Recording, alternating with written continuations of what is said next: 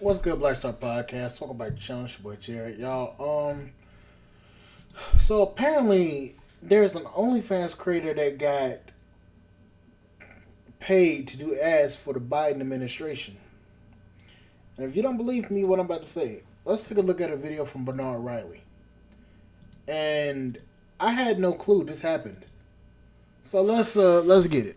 I started TikTok like the spring semester of my senior year, and I was like, I finally have to start applying for law school. And then, like, female privilege, life is so easy for a woman. Obviously, I lucked out. I'm just kidding. I lucked out, and then TikTok was basically full time for me. I think I was taking ads by the time I graduated college from like the Biden administration and Planned Parenthood and like dating apps and stuff. So it was like fully financially sustaining. So you were me. getting the Biden administration was buying ads from you, Yeah, I was doing full on political propaganda. and they would just really with like what kind of like Biden created 10 million jobs Yeah, this year. honestly, and the funny thing is, they're like, do not disclose this is an ad because they're like, technically it's not a product, so you don't have to disclose it's an ad.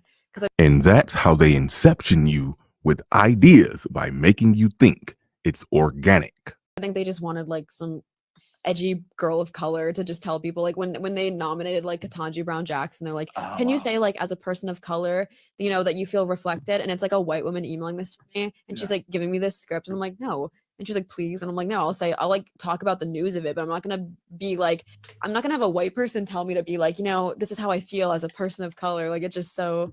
How many bloggers are doing this? We're going to examine that in a second. I think that black pilled me slightly on like, political propaganda So stuff. the Biden administration sees, here's this young. Yeah, I mean, they use like a conduit. It's not like, you know what I mean? It's not Biden, but it's like a third party. You know what I mean? It's like a media company that's doing it on his behalf. I'm not blaming him for this. Yeah, and the message is like, because you're a dark-skinned woman, you will be inspired by Ketanji Brown Jackson, and all the kids should support her. Yeah, they're like, basically, as like another black person, just say that like you feel reflected by Ketanji. I'm like, no, I'll talk about like Ketanji's background and her accomplishments, but like I never, you know what I mean? Like I'm not gonna say like the corny stuff, even if it. Can I ask you a question? And this is me interrupting. What accomplishments does a black woman that can't even answer what a damn woman is, even though she is a woman, have? What kind of accomplishments does she have? And then also, why is it that the Biden administration has a company that's trying to recruit an OnlyFans creator to spread propaganda about political stuff that even she doesn't even understand? My question is this: why is it that all of these actors, if you really want to call them that, these people that do sex work, why do you think that these people have the ability to persuade people when nobody really respects a sex worker? And that's the honest question.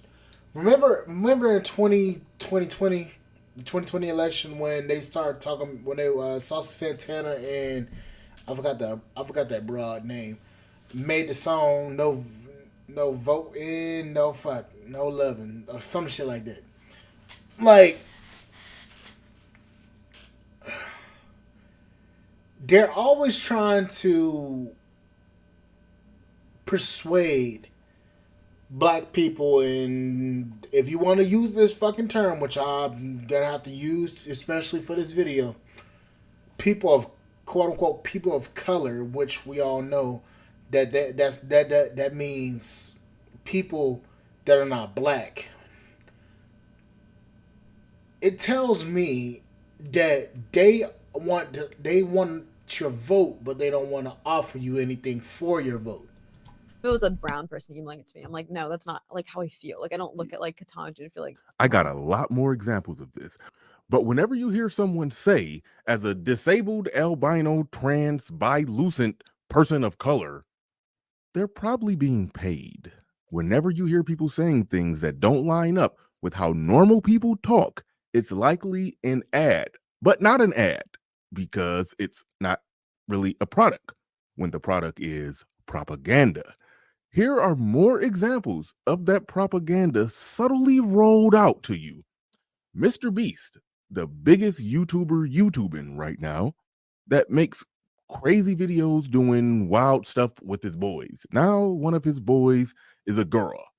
They don't mention it, they don't talk about it. It's just normal. They just carry on doing what they regularly do. They blow stuff up, they do their challenges, and they're so okay with it that it's not even worthy of mentioning. They're just carrying on the biggest platform on YouTube with a now trans person. Do you think that's a coincidence? Or do you think that that possibly came with a check?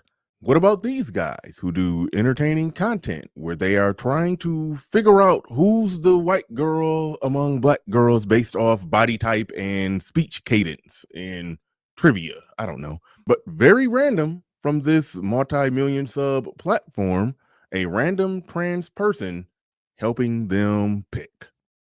The actual number of trans people are so low, it's not statistically probable that every other million sub platform will have a trans person coincidentally a part of the crew, and nobody mentions it or talks about it. It's just that normal. Does those type of things also come with a check? Wait, I'm being told that this isn't a trans person, that this is All I gotta say is this. At the end of the day, if you want me to be completely politically correct, all of this bullshit with politics, the 2024 election, this whole multiple over 150 different genders shit, is all propaganda. At the end of the day, it's all propaganda. And the bad part is this propaganda is being taught in our schools. They are promoting OnlyFans like it's a real business. They're promoting that. And then they're promoting and teaching this whole gender fluidity bullshit in schools, making it into something that it's not.